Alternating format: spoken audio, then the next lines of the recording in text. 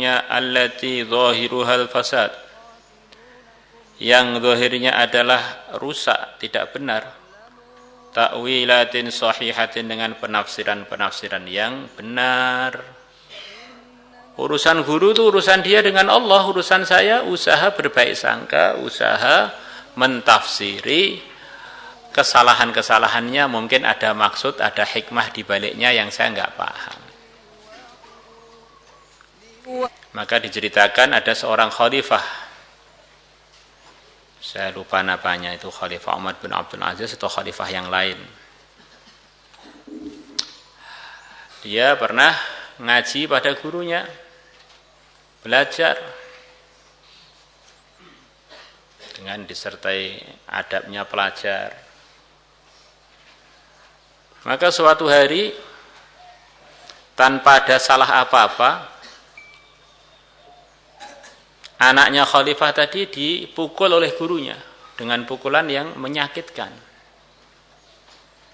Maka karena muridnya ini berhusnul kepada gurunya, mesti ada hikmahnya. Tidak pikir-pikir, apa sih salah saya? Apa sih salah saya kok tiba-tiba dipukul? Akhirnya selepas ayahnya wafat, anak raja tadi jadi raja. Nah, gurunya masih hidup. Kemudian dia ketemu dengan gurunya, wahai guruku, waktu saya ngaji pada tuan, itu ada satu hal yang terjadi, dan satu hal itu enggak saya sampaikan kepada ayah saya, yang waktu itu ayah saya khalifah. Tentu kalau saya sampaikan bisa terjadi hal yang buruk pada Anda. Apa itu, khalifah? Kenapa suatu hari kamu mukul saya, padahal saya perasaan saya itu saya enggak salah. Maka gurunya bilang, saya sengaja supaya kamu tahu, saya tak yakin nih kamu tidak lama lagi akan menggantikan ayah kamu. Rasanya orang dizolimi itu bagaimana? Supaya nanti kalau kamu jadi khalifah tidak berani zolimi orang. Benar-benar orang dizolimi itu gak penak pol. Orang ditindas tanpa salah, dipukul tanpa salah itu gak enaknya pol. Maka jangan kamu lakukan pada rakyat kamu. Maksud saya begitu.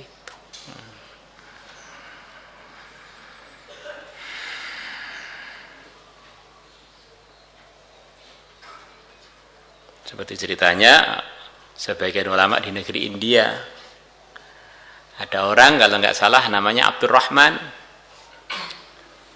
datang untuk belajar ke tempatnya seorang yang dia husnudzoni walinya Allah. Dan memang orang itu ayahnya adalah walinya Allah, kalau dia sendiri tidak. Maka orang yang didatangi itu bilang, saya ini bukan orang yang kamu layak belajar pada saya. Pergilah kamu, jangan belajar pada saya. Maka Abdurrahmannya tambah husnudzon. Masya Allah, ini orang itu kalau soleh begitu itu sudah alim, sudah wali, merasa tidak layak lagi. Sampai datang berkali-kali. Akhirnya yang didatangi tadi sebel, dia memberikan amalan pada Abdurrahman, amalan sekenanya aja. Sampai akhirnya Abdurrahman mengamalkan amalan sekenanya tadi, yang dia khusnudon ini awalan dari waliullah besar. Dia amalkan sampai akhirnya Abdurrahman jadi wali besar, sampai tingkatan bisa tahu derajatnya para wali. Tapi dia ngelihat kok gurunya nggak ada di daftarnya para wali. Cari-cari nggak ada. Maka Abdurrahman datang lagi pada gurunya, Syekh, alhamdulillah dengan berkah amalan dari engkau saya diberi kasyaf oleh Allah sampai bisa melihat para wali dan derajat-derajatnya. Saya minta amalan lagi. Amalan apa? Amalan biar saya bisa melihat Tuhan itu derajatnya di mana, kok cari-cari nggak ada.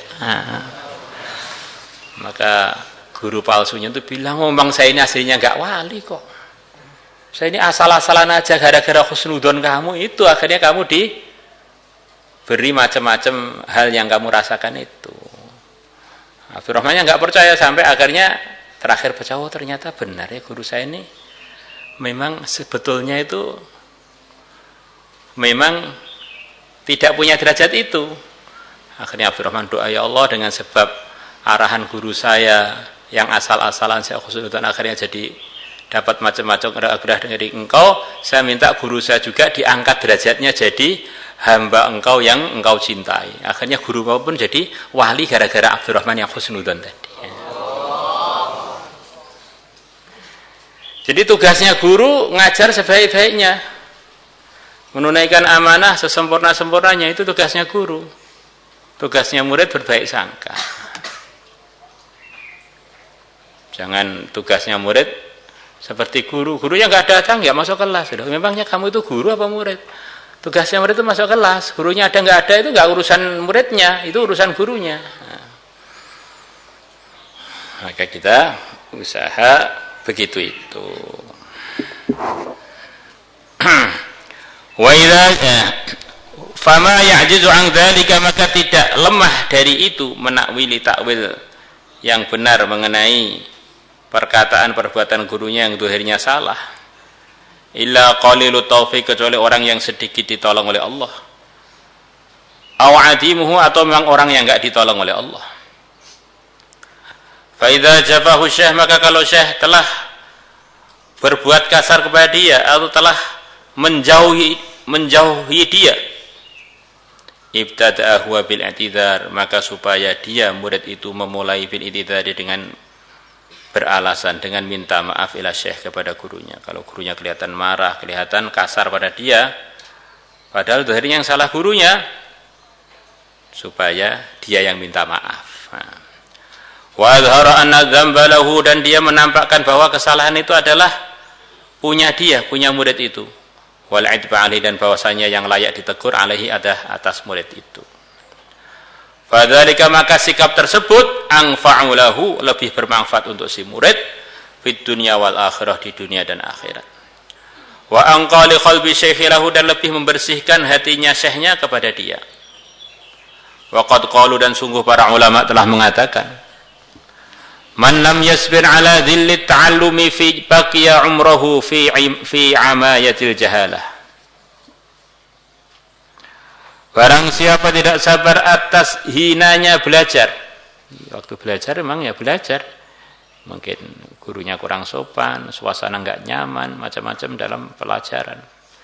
Baqiya umruhu, maka dia akan menghabiskan sisa umurnya, maka dia akan tetap dalam umurnya, maksudnya dalam sisa umurnya yang dia tidak sabar untuk ngaji. Ngaji ada ujian sebentar langsung boyong. Maka seumur hidup dia yang masih sisa itu fi amayatil jahalati, di dalam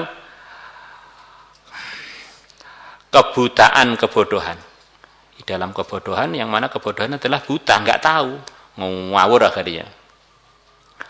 Wa man sabara alaihi, dan barang siapa sabar alaihi atas belajar, ala amruhu, maka akan menjadi akhir perkara dia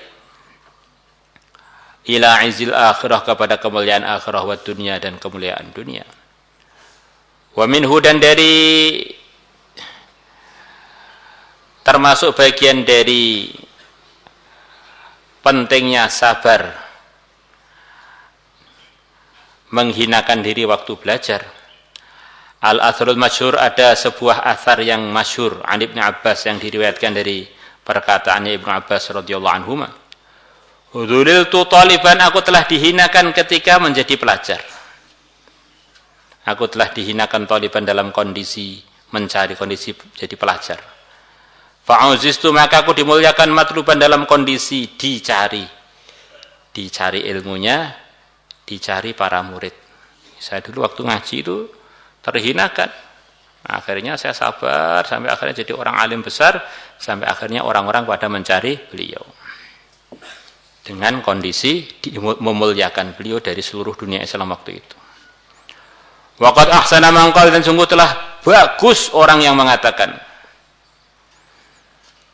man lam yaghduk ta'mal madallati sa'ah qata'a az-zamana bi asrihi madlula. Barang siapa tidak pernah mencicipi, merasakan rasanya kehinaan sesaat, maka dia akan menghabiskan masa semuanya, masa dia semuanya madlulan dalam kondisi dihinakan. Sampai orang itu belajar dunia pun perlu sabar menghinakan diri. Orang belajar silat perlu menghinakan diri, siap ditendangi gurunya, dibanting-banting, nah, akhirnya jadi pendekar. Allah. Jadi biasanya orang yang enggak bertahan itu ya enggak bisa dibentuk, enggak urusan akhirat, enggak urusan dunia. Salatullah salamullah